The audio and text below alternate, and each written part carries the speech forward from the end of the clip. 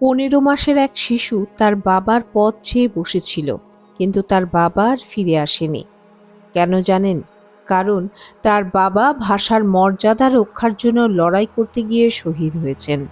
একটি জাতির আত্মপরিচয় ও জাতীয়তাবাদের উন্মেষের ইতিহাসে এমনই অনেক ঘটনা 1952 সালের 21শে ফেব্রুয়ারিকে অনন্য মাইলফলক হিসেবে চিহ্নিত করেছে।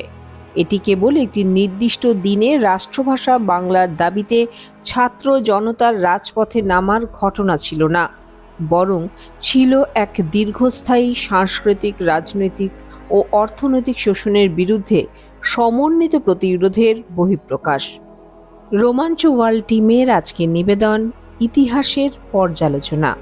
1947 সালে ব্রিটিশ শাসনের অবসান এবং পাকিস্তান সৃষ্টির পর থেকেই পূর্ব বাংলার জনগণের ওপর ভাষাগত আধিপত্য বিস্তারের একটি সুপরিকল্পিত প্রক্রিয়া শুরু হয়। পাকিস্তানের দুই অংশের মধ্যে ভৌগোলিক দূরত্ব ছিল 1000 মাইলেরও বেশি এবং একমাত্র ধর্ম ছাড়া তাদের মধ্যে সংস্কৃতি বা ঐতিহ্যের কোনো মিলই ছিল না। তৎকালীন পাকিস্তানের মোট জনসংখ্যার 56.40% ছিল বাংলাভাষী। উর্দুকে মাতৃভাষা হিসেবে ব্যবহার করতেন মাত্র 3.27% মানুষ। এই বিপুল সংখ্যাগরিষ্ঠতাকে উপেক্ষা করে সংখ্যালঘু গোষ্ঠীর ভাষা উর্দুকে রাষ্ট্রভাষা করার ঘোষণাটি ছিল মূলত বাঙালির আর্থসামাজিক ও রাজনৈতিক অস্তিত্বকে অস্বীকার করার শামিল। কিন্তু জানেন কি, এই ভাষা আন্দোলনের সূচনা ঠিক 1952 সালেই হয়নি, বরং 1947 সালের ডিসেম্বর মাস থেকে রাজপথে উত্তাপ ছড়াতে শুরু করেছিল। 1947 সালের 12ই ডিসেম্বর পলাশী ব্যারাকে ভাষা আন্দোলনের প্রথম হামলা হয়, যেখানে উর্দুপন্থী একদল বিক্ষোভকারী ছাত্রদের আক্রমণ করে। এই ঘটনাটি প্রথম প্রমাণ করে যে ভাষা রক্ষার দাবিটি একটি দীর্ঘস্থায়ী সংঘাতের দিকে মোড় নিতে চলেছে।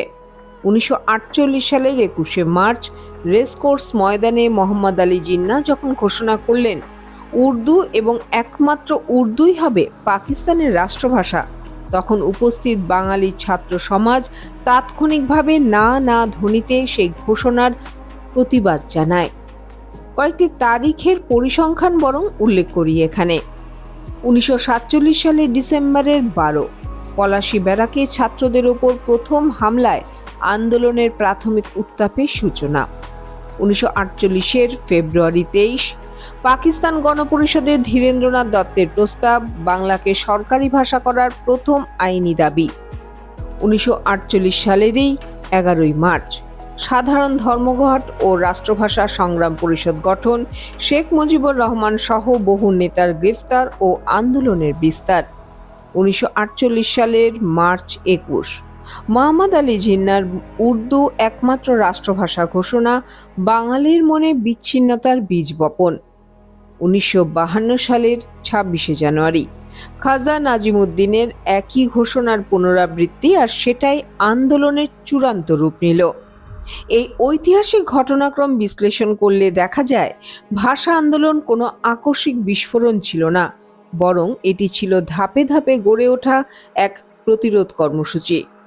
1952 সালের 20শে ফেব্রুয়ারি তৎকালীন পাকিস্তান সরকার ঢাকা শহরে 144 ধারা জারি করে সব ধরনের জনসভা ও মিছিলের ওপর নিষেধাজ্ঞা জারি করল। 21শে ফেব্রুয়ারি সকালে ঢাকা বিশ্ববিদ্যালয়ের আমতলায়, যা বর্তমানে ঢাকা মেডিকেল কলেজ চত্বর, সেখানে সমবেত হাজার হাজার ছাত্র 144 ধারা ভঙ্গের সিদ্ধান্ত গ্রহণ করলেন। তারা ছোট ছোট দলে বিভক্ত হয়ে রাষ্ট্রভাষা বাংলা চাই স্লোগান দিয়ে রাজপথে বেরিয়ে আসেন। পুলিশ এই মিছিলের ওপর লাঠিচার্জ ও টিয়ার গ্যাস নিক্ষেপ করে এবং এক সময় অবিশ্রান্ত গুলি চালাতে শুরু করলো। এর ফলে রফিক উদ্দিন আহমেদ, আব্দুল জব্বার এবং আবুল বরকত শহীদ হলেন। 22শে ফেব্রুয়ারি শোক মিছিলে পুলিশের গুলিতে শহীদ হলেন সফিউর রহমান সহ আরও অনেকে। এই আত্মত্যাগ কেবল বাংলা ভাষার মর্যাদা রক্ষা করেনি, বরং বাঙালিকে একটি স্বতন্ত্র জাতি হিসেবে বিশ্বের দরবারে প্রতিষ্ঠা করার প্রথম সোপান তৈরি করে দিয়েছে। ভাষা আন্দোলন কোনো বিশেষ শ্রেণীর নয়, বরং ছাত্র থেকে শুরু করে সাধারণ শ্রমজীবী মানুষ, সব স্তরের মানুষের অংশগ্রহণে একটি প্রকৃত গণ আন্দোলন হয়ে উঠেছিল। বিশেষ করে সেই আন্দোলনে আব্দুল জব্বারের মতো সাধারণ মানুষের যে ভূমিকা তা প্রমাণ করে ভাষার প্রতি ভালোবাসা বাঙালির অস্তিত্বের সঙ্গে মিশেছিল। শহীদ মিনার বাঙালির চেতনার এক অমর প্রতীক। এর নির্মাণ ইতিহাস যেমন রোমাঞ্চকর, তেমনি অনেকবার ভেঙে ফেলার চেষ্টাও করা হয়েছে সেই মিনার। প্রথম শহীদ মিনারটি নির্মিত হয়েছিল 21শে ফেব্রুয়ারি হত্যাকাণ্ডের মাত্র দুদিন পর, 23শে ফেব্রুয়ারি রাতে। ঢাকা মেডিকেল কলেজের ছাত্ররা কারফিউর মধ্যেও সারা রাত জেগে সেই স্মৃতিস্তম্ভ নির্মাণ করলেন। সেই মিনার নির্মাণের জন্য কাঁচামাল বা সিমেন্ট সংগ্রহ করা হয়েছিল পুরাতন ঢাকার পঞ্চায়েত পিয়ারু সর্দারের গুদাম থেকে। মিনারের নকশা করেছিলেন বদরুল আলম এবং সার্বিক তত্ত্বাবধানে ছিলেন ইঞ্জিনিয়ার সরফুদ্দিন। 26শে ফেব্রুয়ারি সেটি আনুষ্ঠানিকভাবে উদ্বোধন করেন দৈনিক আজাদ পত্রিকার সম্পাদক আবুল কালাম শামসুদ্দিন। কিন্তু ওই দিন বিকেলেই পুলিশ ও সেনাবাহিনী সম্মিলিতভাবে সেটি গুঁড়িয়ে দেয়। এই স্থাপত্যের প্রতিটি অংশের গভীর প্রতীকী অর্থ রয়েছে। যেমন কেন্দ্রীয় স্তম্ভ, সেটি স্নেহময়ী মাকে নির্দেশ করে, যিনি কিছুটা সামনের দিকে ঝুঁকে রয়েছেন। পার্শ্ববর্তী 4টি স্তম্ভ, এগুলোকে মায়ের শহীদ সন্তানদের প্রতীক হিসেবে ধরা হয়।